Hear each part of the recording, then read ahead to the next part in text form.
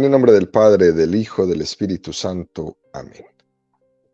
Ven Espíritu Santo, y llena los corazones de tus fieles, y enciende en ellos el fuego de tu amor. Envía tu Espíritu Creador, y se renovará la faz de la tierra.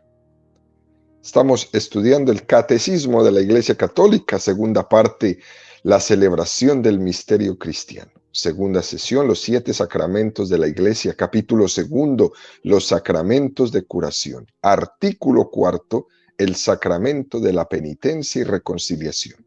Entramos ahora en el séptimo apartado de este artículo. El Catecismo dedicará 11 números, del 1450 al 1460, al estudio del tema que tiene como título Los actos del penitente.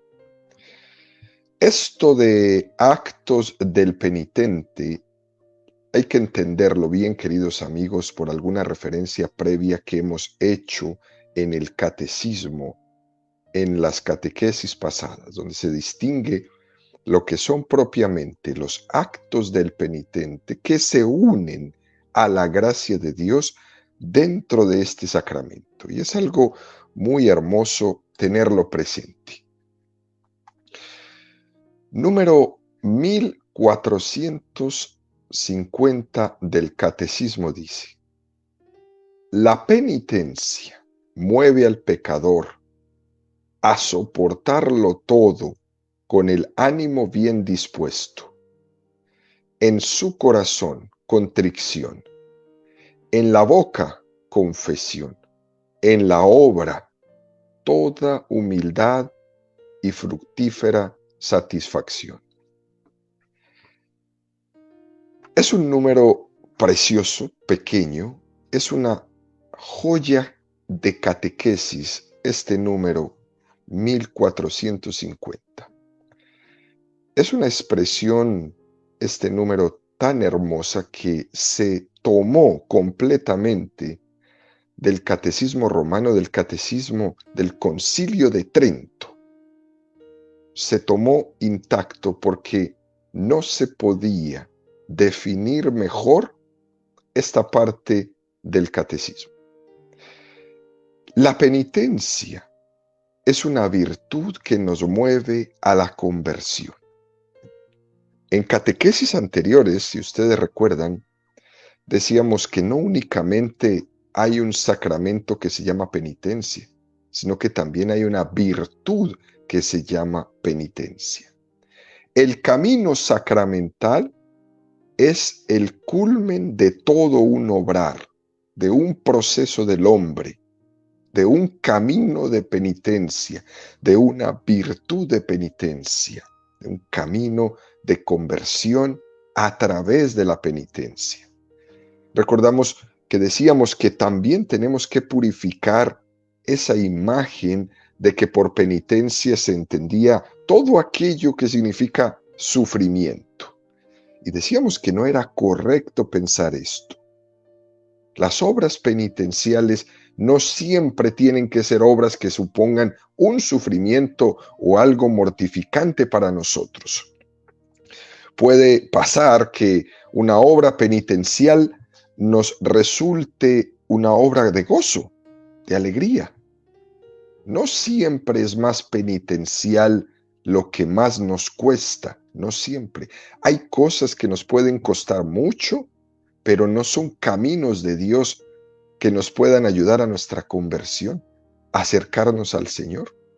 Por ejemplo, una obra penitencial puede ser una oración que uno haga gustosamente por alguien. Una obra penitencial puede ser un sacrificio que yo haga como el que nos comprometimos a hacer ayer por uno de nuestros sacerdotes. Fíjense, queridos amigos, cómo dice este número del catecismo. La penitencia mueve al pecador a soportarlo todo con el ánimo bien dispuesto. ¡Qué expresión más hermosa! En el fondo es camino de penitencia el abrazar la realidad de mi vida. Vivir la vida y aceptarla tal y como Dios ha querido. Esa es una penitencia muy, pero muy importante. Cargar mi cruz. No estar todo el día despotricando de mi cruz. No estar todo el tiempo queriendo cambiar mi cruz por otra. La penitencia mueve al pecador a soportarlo todo con el ánimo bien dispuesto. Sería muy engañoso que alguien esté pensando en un tipo de penitencias extraordinarias, ¿no? Y al mismo tiempo no acepta su día a día, cosas raras, penitencias extravagantes, pero no acepta lo que tiene que ir a hacer hoy, levantarse temprano para despertar a sus hijos, para darles el desayuno, mandarlos a la escuela. Eso es una penitencia que se hace con mucho amor, pero no deja de ser penitencia. Sería muy engañoso estar buscando penitencias extraordinarias, como dejar de comer no sé cuántos días, como estarse, como hacían los penitentes, afuera de la iglesia de rodillas por tantas horas, etcétera, etcétera, cuando nuestro día a día se nos sale de las manos. Por ejemplo, un sacerdote que piensa en hacer un retiro penitencial o retirarse a algún lugar para hacer un ayuno extraordinario, pero al mismo tiempo no se siente a gusto en la parroquia que le han dado para cuidar. Está pensando siempre en irse a otra parroquia, a otra comunidad. Ahí está la penitencia del día a día. Nosotros en nuestros trabajos, siempre buscando estar en otro trabajo y nos olvidamos de que ese que tengo ahorita es el lugar donde Dios ha querido que yo esté para hacerlo bien. Esos que están ahorita mismo escuchándonos y trabajándonos. Tu penitencia es hacer ese trabajo ahorita mismo de la mejor manera posible. Esa es mi penitencia del día a día y yo la abrazo y yo la amo. Por eso dice el catecismo, la penitencia mueve al pecador a soportarlo todo. Estas horas que tengo que trabajar, el cansancio que este trabajo me produce, el sacrificio que conlleva, las millas que tengo que caminar para llegar a él y después regresarme, soportar el tráfico de todas las mañanas y el tráfico de todas las tardes, ir a recoger a una persona que no puede conducir, que trabaja conmigo, y yo voy hasta su casa y le recojo, porque ese es mi acto de penitencia y de amor. Ese es el día a día. La verdadera penitencia es abrazar la verdad de mi vida en la que Dios me ha puesto hoy y en la que me pondrá mañana y en la que me pondrá pasado mañana. Cada uno sabe cuál es su vida real y aceptar eso es una gran penitencia, una tremenda penitencia. Aceptar a su esposo, aceptar a su esposa, aceptar a sus hijos, que uno siempre está mirando, mira los hijos de aquel, ¿cómo son estos hijos? Yo quisiera unos así, pues no. Tú aceptas los tuyos porque esos son los que el Señor te ha dado, con sus limitaciones, con sus cualidades, con sus problemas, en una precariedad económica a lo mejor, en una precariedad familiar. Acepto mi vida real.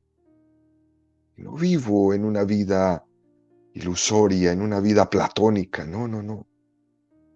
En la aceptación de una gran medicina para combatir una enfermedad. Y yo no me quiero tomar eso y yo no me puedo y yo no quiero ir a esa quimioterapia. Pero es lo que tienes que hacer. Esa es tu vida real. Cuando no estamos ahí, cuando no estamos en esas, cuando uno pretende hacer de su vida otro tipo de camino, entonces uno se vacía. Uno no está aceptando la voluntad de Dios. Uno lo que está haciendo es pretendiendo construirse un camino diferente, compitiéndole a la voluntad de Dios, y por eso se fracasa. Hay que distinguir, queridos amigos, las penitencias ordinarias y las penitencias extraordinarias. Por tanto, esas penitencias del día a día, esa aceptación de lo que vamos haciendo, de lo que vamos viviendo, esas penitencias son mucho más importantes que las penitencias extraordinarias. Es mucho más seguro que yo acepte las circunstancias concretas en las que he sido puesto. Es mucho más importante eso que el no deseo de lo que yo quisiera. Por eso, este número del catecismo lo encuadra de una manera tan bella: soportarlo todo con el ánimo bien dispuesto. Pero qué difícil es esto. Qué difícil es soportarlo todo.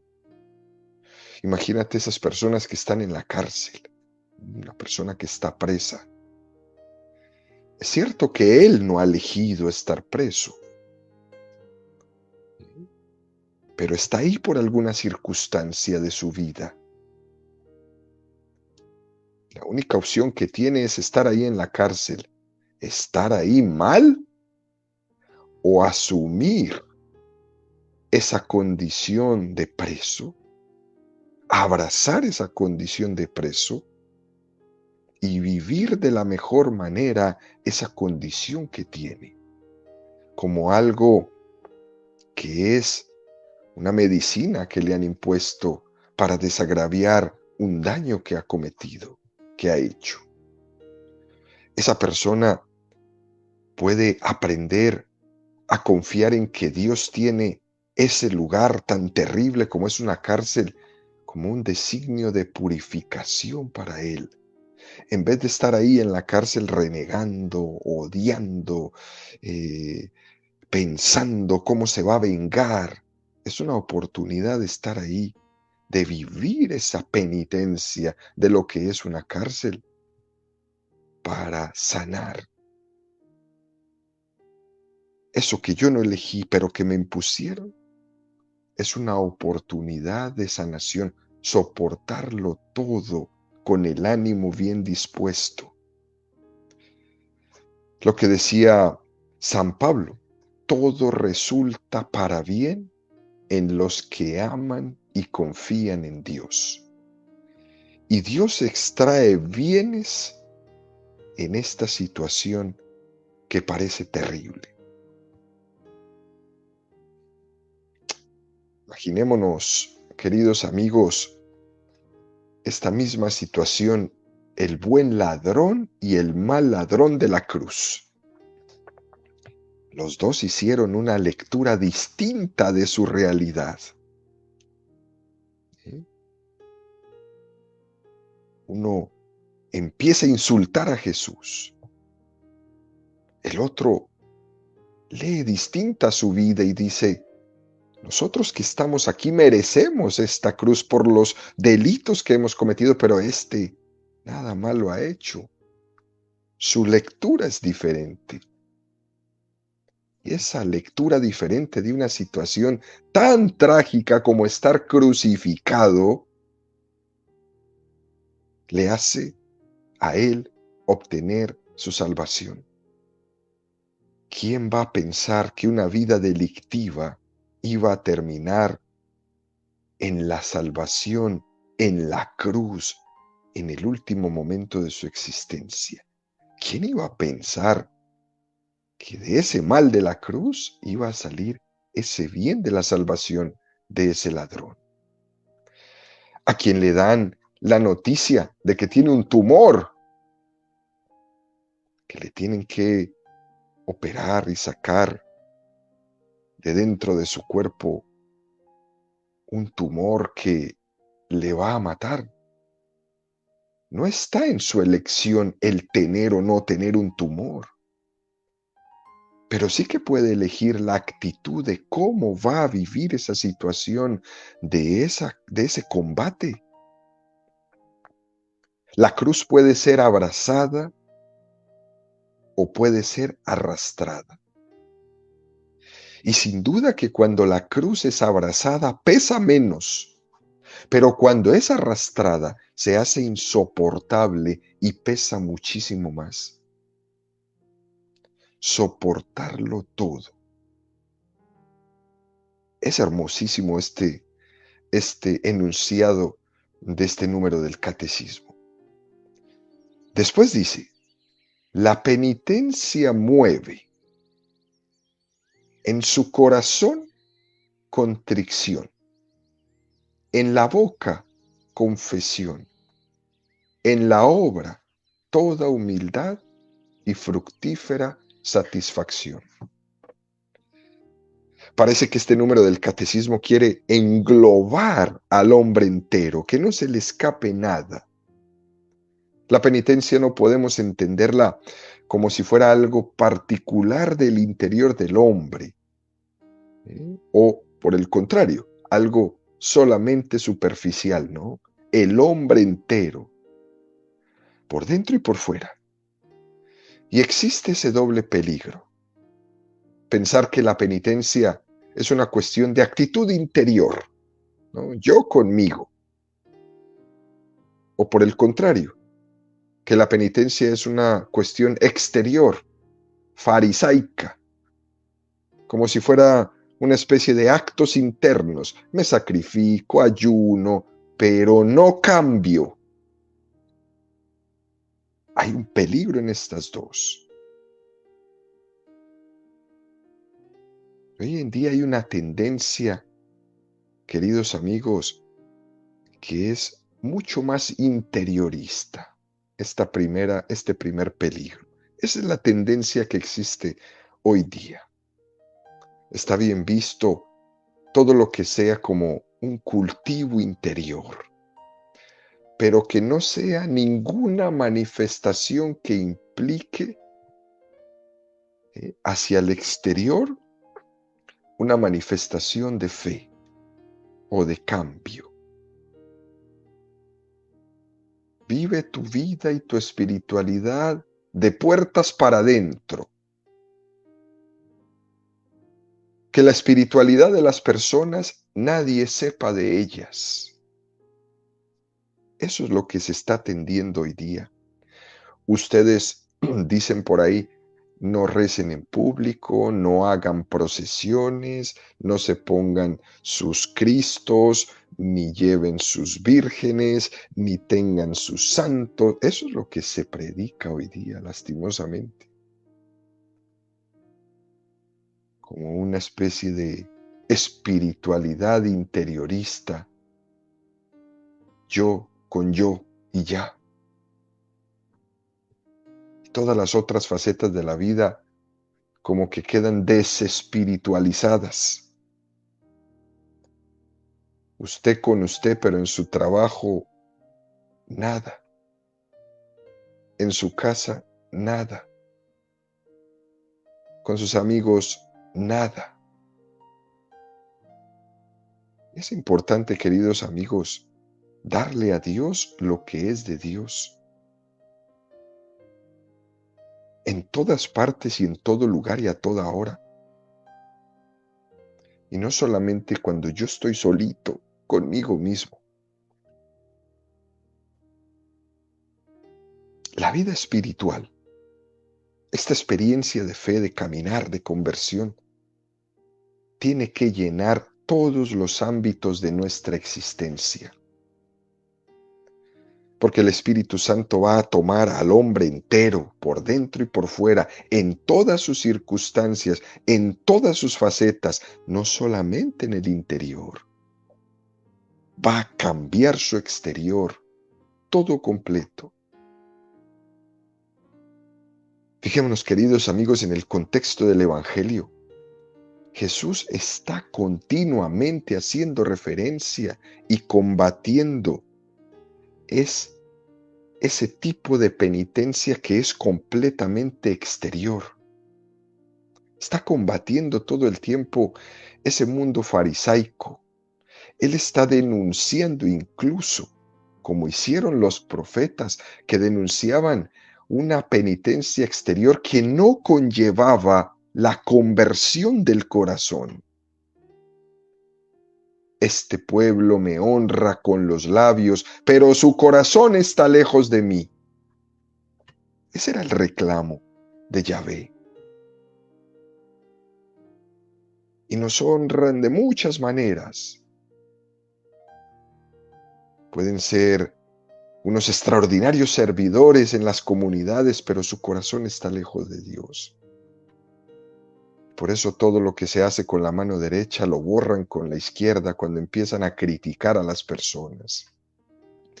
Por eso todo lo que se hace con la mano derecha lo borran con la mano izquierda cuando empiezan a sentir envidia de que otra persona crezca, sepa, aprenda, triunfe. Este pueblo me honra con los labios, pero su corazón está lejos de mí. En definitiva, queridos amigos, la penitencia implica al hombre entero. Cuando alguien reza, es el hombre entero el que reza. Es por eso que cuando rezamos, es bueno que recemos con el cuerpo entero, con las expresiones exteriores. Reza el hombre entero, cuerpo y alma. Y para lograr eso, la liturgia nos ayuda muchísimo. El gesto de ponerse de rodillas o de postrarse en el suelo, ¿eh? O de quedarse de pie, o de hacer una venia, o de hacer una genuflexión.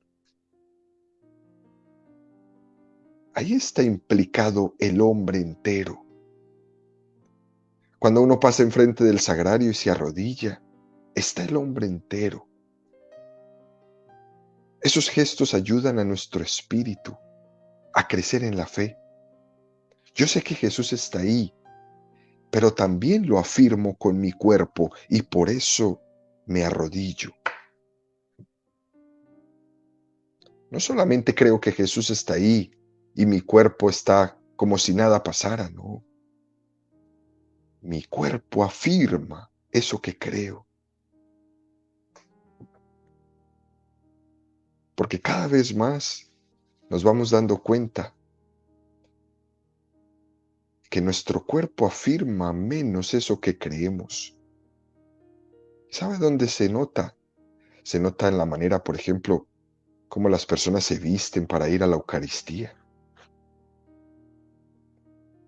Como que se le olvidó para dónde iba. ¿Eh? Parece que iba para la playa. Gente que va a la Eucaristía en chores, en chanclas, en camisillas, por Dios. Usted no está demostrando con su cuerpo lo que cree en su interior.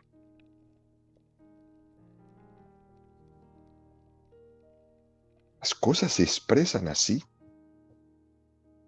Y cuando dejamos de practicar en nuestro cuerpo eso que creemos en nuestro interior, el interior empieza también a fallar. Cuando rezamos el yo confieso, pedimos perdón y decimos, me confieso de haber pecado de palabra, de obra, de pensamiento, de omisión. ¿Eh? Es la relación que nos dice este número del catecismo. Todo el hombre completo. Palabra, obra, pensamiento, omisión, por dentro y por fuera. Como lo dice este número del catecismo. En su corazón, contrición. En la boca, confesión. En la obra, toda humildad. El sacramento de la penitencia abarca todos estos ámbitos en los que el hombre ha pecado y puede pecar. Fíjense, queridos amigos, en su corazón, contrición. La contrición es un aspecto de lo más fundamental que tiene que tener la penitencia. Supone que alguien no sea indiferente ante el bien o ante el mal. Lo contrario de la contrición es la indiferencia, que no pasa nada. Lo contrario de la contrición es tener la conciencia anestesiada. ¿Y qué es una conciencia anestesiada hoy día? Normal, una persona que aborta y dice que no pasa nada, que ahí no había nada. Y si no había nada, entonces, ¿por qué abortó? Abortó porque algo había, ¿no? Una conciencia anestesiada, como nos la han querido vender, incluso imponer las ideologías, los gobiernos, los medios de comunicación, mal usados para eso. Anestesian las conciencias de las personas y nos hacen empezar a ver lo que es malo como bueno y lo que es bueno como malo. Y ahí vamos. A base de habernos conformado con este mundo y haber renunciado a nuestro amor primero, a nuestro ideal primero, a nuestro creador hemos renunciado y hemos empezado a vivir como el demonio nos lo ha planteado. Y por eso ese refrán: si no vives como piensas, acabarás pensando como vives. Es decir, conciencias anestesiadas, donde ya la gente le da igual matar a sus abuelos, a sus ancianos, porque les cuesta mucho llevarlos al hospital. Y firme aquí para que le pongamos la inyección, y le dicen a matar al anciano, le dicen el buen morir, como si matar fuera bueno. ¿Quién soy yo para quitarle la vida a mi papá, a mi mamá, a mi abuelita? Pero como hemos ido poco a poco dejándonos traicionar nuestros ideales, traicionar nuestros principios cristianos de defensa de la vida, por ejemplo, los hemos ido traicionando porque nos hemos dejado anestesiar nuestra conciencia. Llega un momento donde nuestros ideales ya no son nuestros, nos los robaron. Y entonces cuando nos hemos dejado anestesiar nuestra conciencia, empezamos a justificarnos con cosas como: es que todos lo hacen. Y como todos lo hacen, entonces está bien. Pues no, no porque todos lo hagan está bien, no porque todos han matado a sus abuelos, yo también. No, la suma de todos no hace, ¿eh? No hace un mal un bien, aunque lo diga la ley. Es que la ley permite que aborte, aunque lo diga la ley, es un delito. Y con eso de que es ley nos han anestesiado la conciencia. ¿Y saben qué, queridos amigos? Lo peor es que hemos llegado a acostumbrar nuestra conciencia a estar en el error, a pensar como este mundo, a vivir como el demonio nos lo ha planteado. Lo que en principio era esa luz de alarma que era mi conciencia que me decía: hey, cuidado por ahí, no te metas por ahí. Con el tiempo se ha llegado a habituar de tal manera que ya no tengo esa alarma, que ya da igual si se emborracha una vez o si se emborracha 100 veces, que donde ya le da igual golpear a sus hijos o no golpearlos, donde ya le da igual ir a trabajar o no ir a trabajar. Ya no hay conciencia. Y entonces, donde no hay conciencia, entonces hay que inconsciencia. indiferencia. Y es por eso, queridos amigos, que el catecismo nos plantea este acto de contrición para invitarme a que yo no sea indiferente, que no me dé igual una cosa que su contraria, que yo le permita a la voz del Espíritu Santo que rompa mi sordera, que rompa mi ceguera. Y esa es la contrición. Que yo permita al Espíritu Santo que entre en mi vida, que abra mis ojos. ¿Cuál que hizo el profeta Natán cuando denunció el pecado del rey David de haber llevado a Urías a la muerte para quedarse con su mujer? ¿Se acuerdan?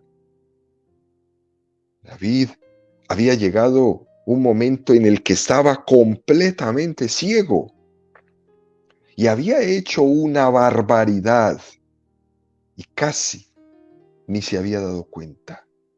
Así de adormecida tenía su conciencia. Y es el profeta Natán el que le abre los ojos a David y le despierta la conciencia adormecida que tenía. El acto de contrición es esa capacidad de vernos interiormente sin tapujos, quedarnos desnudos ante el Señor. Me duela lo que me duela. Por tanto, queridos amigos, que no sea yo indiferente ante el bien o ante el mal. Después dice, en la boca, confesión. Una vez hecho ese examen de conciencia, esa contrición, ese haber dejado que el Espíritu Santo abra mis ojos y mi boca, hay una expresión de mi pecado. Estoy profundamente arrepentido en mi interior y por eso lo expreso en el exterior. Porque sería un poco sospechoso que alguien tenga un acto de contrición y no lo manifieste. Eso que ha vivido en su interior no lo manifieste en su exterior, expresándolo con la boca. Cuando a alguien le duele el pecado, no se queda atorado con ello. Lo dice, lo manifiesta. Y es muy importante que se confiese con la boca, al exterior. Esto hay que hacerlo así, y siempre ha sido así. Pecado manifestado, pecado medio vencido. Muy bonito tener esto presente. Al manifestar mis pecados al confesor, estoy venciendo mi pecado. La manifestación vocal de mi pecado expresa una prueba muy real del arrepentimiento que tengo de los actos que he cometido. Esto es importante porque cuando no se quiere, cuando no se puede, cuando no se desea expresar mi pecado al confesor, entonces hay que dudar de que haya habido un arrepentimiento. Después dice, en la obra, toda humildad y fructífera satisfacción. Y habla de dos cosas que significan hacer las cosas con humildad.